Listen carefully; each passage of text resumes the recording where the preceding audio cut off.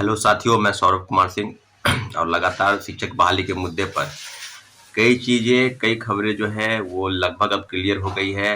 लोगों के मन में जो शक थी कि क्या होगा, नहीं होगा, और जो प्रोटेस्ट का जो नतीजा था कि सप्लीमेंट्री रिजल्ट को लेकर, तो ये बात अब जो बातें क्लियर हुई है कि न्यूज़पेपर के माध्यम से या कई यूट्यूबर या कई न्यूज़ चैनल के माध्यम से कि जो रिजल्ट है सप्लीमेंट्री रिजल्ट प्रथम फेज की बहाली को लेकर वो मात्र 4700 ही आ रहा है। कहने का मतलब कि शिक्षा विभाग की तरफ से जो पहले जो सीटें की गई थी सूची, उसी सीटों पर बीपीएससी जो है अपना जो तैयारी है वो कर रही है और उम्मीद करते हैं कि आज ऐसे कल तक सप्लीमेंट्री रिजल्ट जो है वो निकल जाएगा।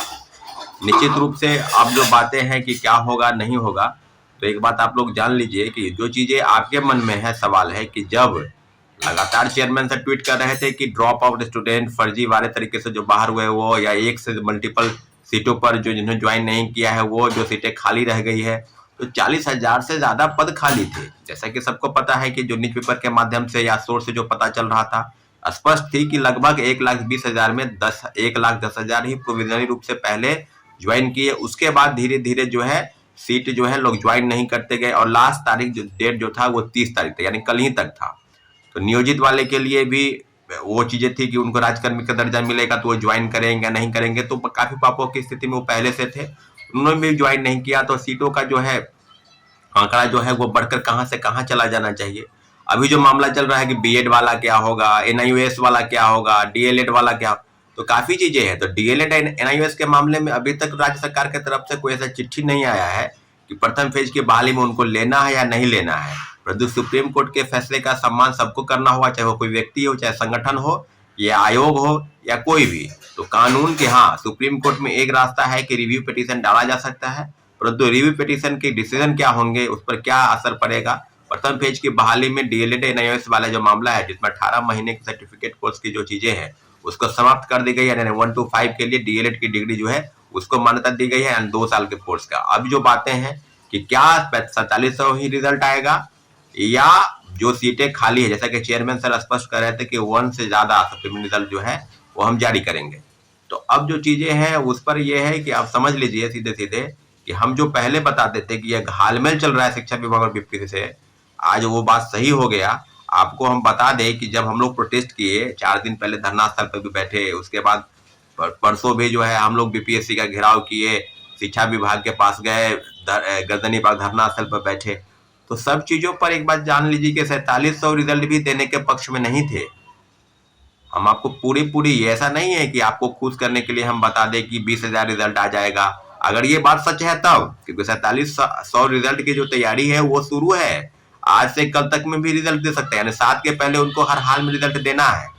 तो एक बात आप स्पष्ट बता देते हैं कि जब 7 की परीक्षाएं शुरू हो जाएगी उसके बाद सप्लीमेंट्री रिजल्ट देगा या नहीं देगा, तो अभी तो यही है। और लगातार ये भी चीजें कही जा रही है कि जो सीटें खाली होंगी या खाली है उसको तीसरे फेज की बहाली में, जैसा कि सबको पता है कि अगस्त में तीसरे फेज की बहाली की जो परीक्षाएं हैं वो शुरू होगी। तो अब जो संभावना है कि क्या होगा, आपके मन में भी काफी सवाल है, अभ्यर्थी लगातार ये बात कर रहे हैं। तो एक ही रास्ता है, आपके सिवा कोई दूसरा रास्ता नहीं है। सप्लीमेंट्री रिजल्ट सीटें बढ़ेंगी, क्योंकि 4,000 5,000 रिजल्ट का कहीं कोई मतलब नहीं रह जाता है। आप सीधे सीधे जानिए कि जितने भी कट ऑफ है उसी कट ऑफ पर रिजल्ट आएगा। इसमें जो डेट ऑफ बर्थ को लेकर जो मामला है तो उसमें वो भी आप भूल जाइए कि डेट ऑफ बर्थ क्या होगा। तो अब जो चीज है कि क्या आपकी मंशा पर सवाल नहीं है कि आप लोग ही खुद नहीं चाहते हैं कि रिजल्ट आए, सिर्फ आप घर बैठे रहेंगे या सिर्फ कमेंट करेंगे और ट्वीट करेंगे तो उससे नहीं होने वाला है। आपको आना पड़ेगा, बीपीएससी और शिक्षा विभाग का चक्कर लगाना पड़ेगा।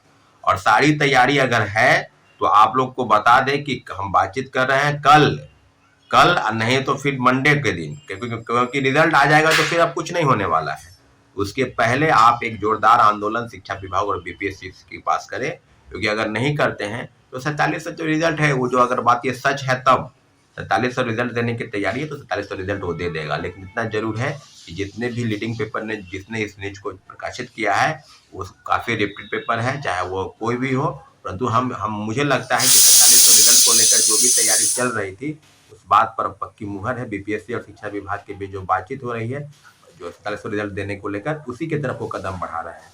परंतु आपके पास अब एक ही रास्ता है कि आंदोलन के सिवा आपको दूसरा रास्ता नहीं बचा है। हम लगातार बोल रहे थे कि आप लोग भारी की सारी संख्या में आए हैं, लेकिन उस बार भी लगभग 150-200 लोग ही आए।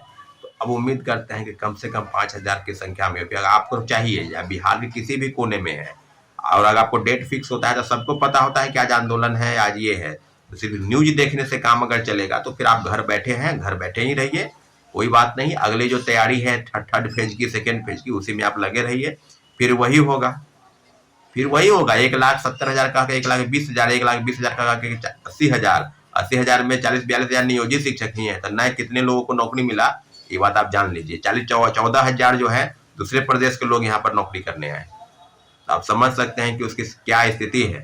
तो अब जो चीज है कि क्या बिहार सरकार के तरफ से जो भी सप्लीमेंट्री रिजल्ट को लेकर जो तैयारी चल रही है उसमें बस आपके तरफ से एक ही गुंजाइश है, एक ही है कि आप जोरदार आंदोलन करें, जोरदार प्रोटेस्ट करें और अपनी मांगों को लेकर, क्योंकि इस पर आपका अधिकार है। और रिजल्ट जो है तमाम जगह पर, चाहे 1 to 5 हो, चाहे 9-10 हो या 11-12, टीजीटी, पीजीटी और टीआरई सब में पोस्ट खाली है। तो फिर शिक्षा विभाग इस तरह का खेल क्यों खेल रही है? स्पष्ट है कि इन दोनों अधिकारियों के फर्जीवाड़े के कारण ही बिहार में इतने बड़े जो है बड़े पैमाने पर घोटाला जो है, इसको कहा गया है सीट का घोटाला भी आप कह सकते हैं। ये सीधे सीधे सीट का घोटाला है और कुछ नहीं है। सीटों को बचाने का षड्यंत्र चल रहा है और लगातार जो 1,20,324 का जो ढिंढोरा पीट रही है बिहार सरकार, उस पर सीधे सीधे आप समझ सकते हैं कि यह सीधे सीधे घोटाला की बात है और कुछ नहीं। इसलिए आपसे आग्रह है कि आप जिस भी दिन आंदोलन तय हो उस दिन भारी से भारी संख्या में आएंगे। अगर नहीं आते हैं तो फिर आप घर बैठे ही हैं, घर बैठे रहिए, कमेंट हजारों यूट्यूबर चैनल है जो तरह तरह के प्रयोग कर रहे हैं, उसको आप देखते रहिए, खुश होइए, उसको क्या कहते हैं, उसको वीडियो को